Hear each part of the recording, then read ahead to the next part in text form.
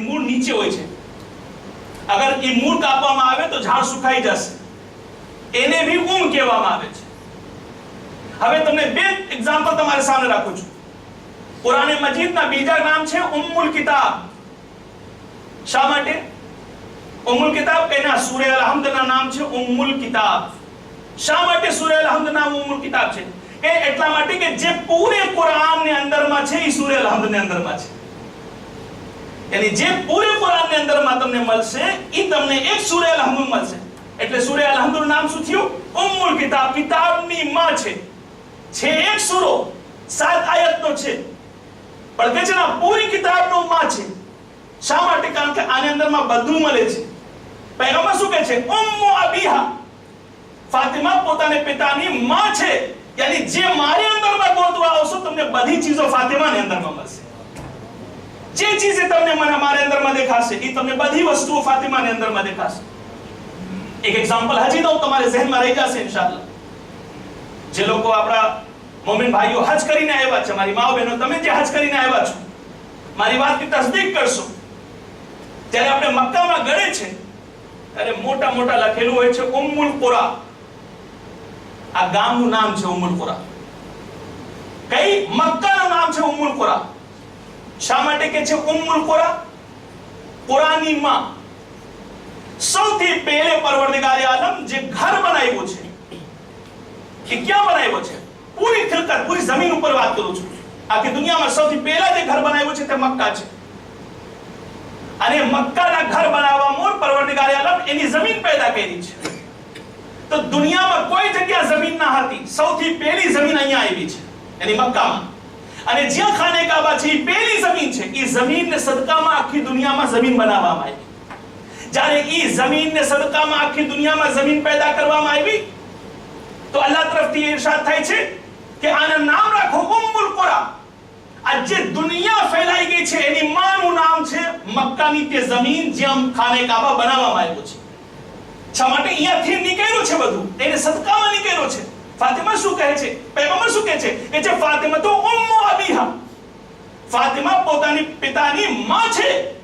યાની તમને શું ખપે છે? તમે શું ગોતવા જાઓ છો? સીરતે રસૂલની વાતો કરો છો, કહો છો રસૂલ આમ હતા, આમ હતા. તમને વધારે વિચાર કરવાની જરૂરત નથી. મારી બેટીની સીરતને જોતા જાઓ, સમજી જાઓ સીરતે રસૂલ એને જ કહેવામાં આવે છે. મારી બેટીના કિરદાર જોતા જાઓ, તમને સમજ પડી જશે કે મારી બેટીના કિરદાર જેવા છે એવા જ મારા કિરદાર છે. સલાવત મોહમ્મદ વ આલે મોહમ્મદ. અલ્લાહુમ્મા સલ્લી અલા મુહમ્મદ વ આલે મુહમ્મદ. એક વાત તમારી સામે રાખું અને લોજિક છે એ તમારી જિંદગીમાં, મારી જિંદગીમાં આપણે વિચાર કરી શકીએ છીએ.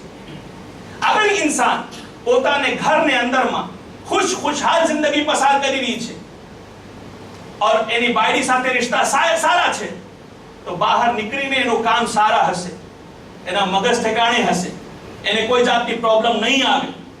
એ હર મકામ ઉપર ઇન્સાન કામયાબ થઈ જશે.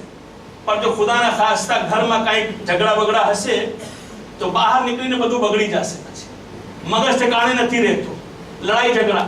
જેમ કે ગઈકાલે ટેક્સીમાં બેઠો હતો મુંબઈમાં, તો ડ્રાઈવર બાજી પડ્યો પોલીસવાળા સાથે. તો હું ડ્રાઈવરને બોલ્યો, ભાઈ કે પોલીસ સાથે શું કામ બાજો છો? તો પેલે તો બાજી ચૂક્યો હતો, પછી હું એક્સક્યુઝ કર્યો કોઈ બી હિસાબે. મેં કીધું અહીંયાથી તો ટેક્સી ઉપડે એક ફેર. ટેક્સી ઉપડી ગઈ. આગળ જઈને પાછા એને ફોન આવ્યો, પાછા એમાં ગાળું ચાલુ કર્યું. કીધું આ થયો છે શું? આ તારી માણસ કરે છે શું? એક્સિડન્ટ ના કરી નાખે. ખબર પડી બાયડી સાથે ઝઘડા થાય છે તો હું આ પોલીસ સાથે બાજે છે. હવે મારે સાથે હવે અગર જો 2 કલાક હું બેઠા તો મારે સાથે થઈ જાય કંઈક ના કંઈક. તો સવાલ એ છે કે ઇન્સાન ત્યાર સુધી ઘરથી બહાર નીકળીને સરખી રીતે કામ નથી કરી શકતા જ્યાં સુધી એને ઘરમાં સુખ ન મળે. હું એક ફઝાઇલનો ગોશો તમને દેવા ચાહું છું. આપણે હંમેશા સાંભળે છે હઝરત અલી અલૈહિસ્સલામ જે જંગમાં ગયા ફાતહ બનીને વાપસ આવે છે. જંગે ખંદકમાં ગયા, કામયાબ થયા. ખૈબરમાં ગયા, કામયાબ થયા. સિફીનમાં ગયા, કામયાબ થયા. જમલમાં ગયા, કામયાબ થયા. હુનૈનમાં ગયા, કામયાબ થયા. જે જંગ ઉપાડીને જો હઝરત અલી ઇસ્લામની બદરમાં ગયા, કામયાબ થયા. કોઈ જંગ તારીખે ઇસ્લામની એવી નથી કે જ્યાં હઝરત અલી ગયા હોય ને કામયાબ પાછા ના આવ્યા. તો આપણે કહે છે યા અલી તમારી કેવી તાકાત, કેવી કુવત. અમે સલામ કરે છે મારા મૌલાની કુવત અને તાકાત ઉપર. શું છે? અલી અલૈહિસ્સલામ જેવા છે તો એ કામ કરી રહ્યા છે. પણ ભૂલી ન જાતા કે અગર જનાબે ફાતિમા ઝહરા સલામુલ્લાહ અલૈહા ઘરમાં એટલા સુખ ના આપત તો અલી અલૈહિસ્સલામની તલવારો એવી રીતે ના ચાલત જેમ મેદાનોમાં ચાલી છે. એનો અર્થ છે કે જ્યાં અલીની તલવારના ફઝાઇલ પડવું જોશે હું ફાતિમા ઝહરાના બી ફઝાઇલ પડવું જોશે. જ્યારે જંગે ખૈબરની વાત કરવી જોશે ત્યાં ફાતિમા ઝહરાની બી વાત કરવી જોશે. જ્યાં જંગે ખૈબર और ખંદકની ફતહની વાત કરવાનો મોકો મળે ત્યાં ફાતિમા ઝહરાની બી વાત કરવી જોશે. કારણ કે એ શહેઝાદી છે કે જ્યારે ઘરથી મોકલે છે કેવી રીતે મોકલે છે. और ये पैगंबर इस्लाम છે કે पैगंबर इस्लाम એવી રીતે શહેઝાદી સાથે મોહબ્બત કરે છે કે જ્યારે કોઈ જંગમાં જવાની વાત આવે છે તો पैगंबर સૌથી છેલ્લે પોતાની બેટીને ઘરમાં જાય છે, મુલાકાત કરે છે, ભેગા થાય છે, પછી જંગોમાં જાય અને જ્યારે વાપસી હોય ત્યારે સૌથી પહેલે બેટી પાસે આવે છે. આ શું છે? આ ઇઝહાર કરે છે पैगंबर, બતાવવા માંગે છે पैगंबर કે જો હું મારી બેટી સાથે કેટલી મોહબ્બત કરું.